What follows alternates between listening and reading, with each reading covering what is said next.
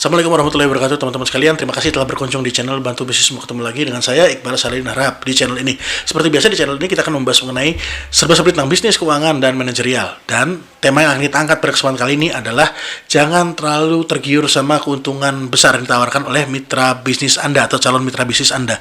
Kenapa? Nah, akan kita bahas yang satu ini ya teman-teman. Jangan kemana-mana, tonton video ini sampai selesai.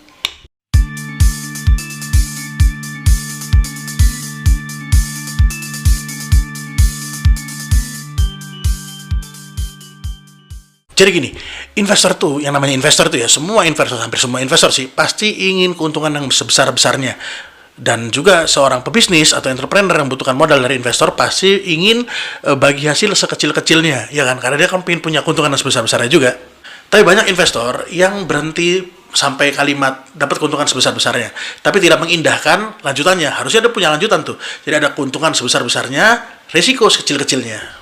Dan hal seperti ini biasanya sering dimanfaatkan oleh teman-teman pebisnis atau para pebisnis ya, yang punya banyak idenya banyak, bagus-bagus, tapi tidak punya kemampuan untuk menjalankan bisnisnya karena kekurangan modal di awal. Dan prinsipnya para pebisnis ini biasanya adalah gunakan uang orang lain dulu daripada menggunakan uang sendiri, ya karena memang nggak punya uang kan di awalnya.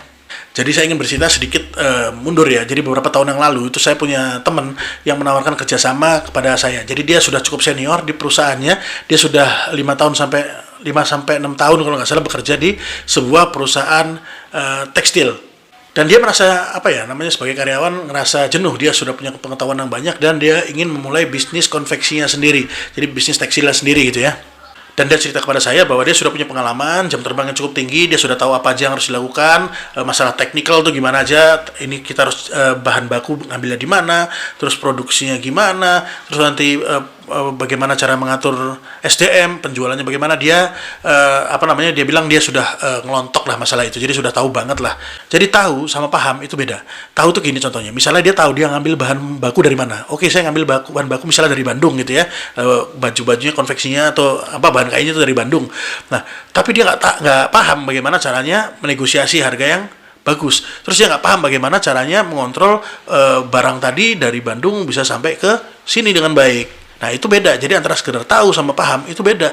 Belum lagi nanti masalah SDM. Dia tahu mungkin SDM harus melakukan ini, tapi bagaimana mengarahkannya dia nggak tahu gitu loh. Karena bisa jadi dia nggak tahu ya, karena kan tadi kan jadi dia punya pengalaman 6 tahun dan dia berada di satu bidang. Jadi kan gini, kalau misalnya perusahaan itu kan ada 4 bidang secara umum itu ya. Jadi produksi, pemasaran, terus keuangan sama HRD, bagian SDM. Nah, dia mungkin megang di salah satu bidang aja. Sedangkan kalau membuat bisnis kita harus handal atau mengetahui lah kurang lebih di 4 bidang tadi. Jadi seorang pebisnis ya otomatis dia harus tahu bagaimana caranya megang produksi. Bukan harus teknikal ya, enggak, tapi paling enggak tahu alur produksinya gimana. Terus abis itu dia juga harus tahu minimal tentang keuangan, terus tentang bagaimana cara pemasarannya, strateginya bagaimana, terus abis itu bagaimana mengayomi SDM-nya. Dia harus paham 4 hal ini. Jadi kembali ke teman tadi ya. Jadi teman tadi ini datang kepada saya dan bercerita tentang bisnisnya dan menawarkan proposal kerjasama yang nilainya kurang lebih sekitar 800 juta rupiah yang akan digunakan untuk membeli mesin, terus habis itu membeli bahan baku, terus sebagai persiapan bahan ongkos produksi dan lain sebagainya macam adalah di proposalnya itu ya. Dan dia juga menawarkan bagi hasil yang sangat menarik ya, karena dianggap sebagai investor gitu ya. Jadi ini supaya menarik investor dikasih bagi hasil yang cukup menarik. Lalu kemudian saya coba gitu ya, tanya ke teman ini tentang seberapa siapnya manajemennya dia. Jadi saya bilang kayak gini, kalau misalnya hari ini saya invest 800 juta rupiah, terus misalnya besok ya kamu tutup usia, meninggal lah gitu ya, maka apa yang terjadi dengan uang investasi saya? Misalnya saya sudah belikan bahan baku, oke, saya sudah pesan bahan baku sekian ratus juta rupiah, saya sudah beli mesin untuk kebutuhanmu sekian ratus juta rupiah, terus sudah mulai ngerekrut orang untuk ya kita persiapan, kita latih dulu untuk awal-awal bekerja, ada dengan nominal sekian rupiah. Terus tiba-tiba dalam waktu dekat ini itu masih belum berjalan bisnisnya, kamu tutup usia, itu apa yang terjadi dengan investasi saya yang senilai 800 juta tadi? Dan teman tadi ya nggak bisa jawab ya, terdiam aja jadinya ya, karena memang nggak punya persiapan kalau misalnya dia nanti tutup usia bagaimana. Nah, oleh karena itu di sini saya langsung bisa mengambil kesimpulan bahwa ya ini bisnis ini memang baru mulai jalan. Dan tadi kan misalnya ya tutup usia itu kan resiko yang paling bisa dibilang paling buruk lah ya. Bisa jadi kalau misalnya uangnya dibawa lari atau barangnya rusak, bahan bakunya misalnya tidak sampai ke sini atau ditipu orang, itu kan banyak faktor. Cuma yang terburuk itu kan karena tutup usia. Jadi saya langsung ke memberi contoh yang ekstrim gitu loh, memberi persoalan yang cukup ekstrim dan dia nggak bisa jawab untuk persoalan ekstrim tersebut.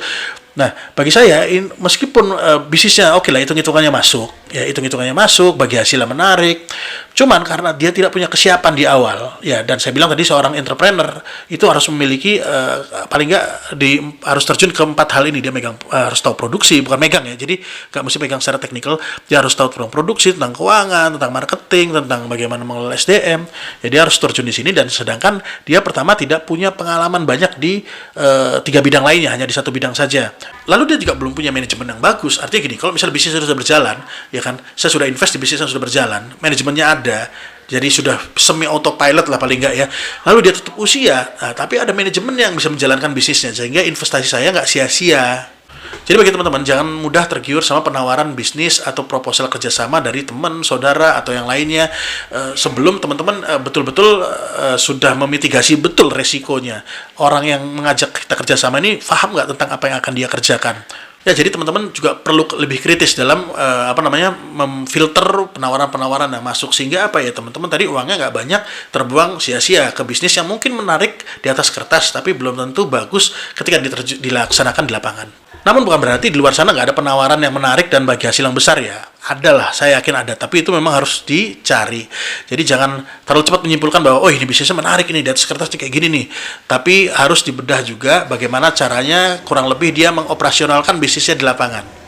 Jadi untuk teman-teman ya lebih hati-hatilah dan jangan mudah tergiur sama penawaran-penawaran yang masuk. Jadi demikian teman-teman sekalian dari saya.